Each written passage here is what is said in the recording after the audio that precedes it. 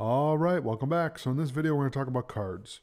So Trello cards are your portal to more organized work wherever a single part of your task can be managed, tracked, shared with teammates. Open any card to uncover an ecosystem of checklists, due dates, attachments, conversations, and more. Okay. So again, the thing that I love about cards is when I'm doing pre-production for a course, I put everything in pre-production. So I have a list of tasks that I do, and then I'll put it in that pre-production board, okay, with cards. So each course that I build has a card, okay? So let's say it's course 1, course 2, course 3.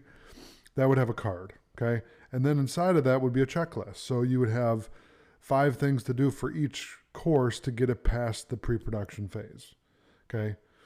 So your team can manage deadlines, provide and track feedback, assign tasks, and hand off work, and then connect work across apps.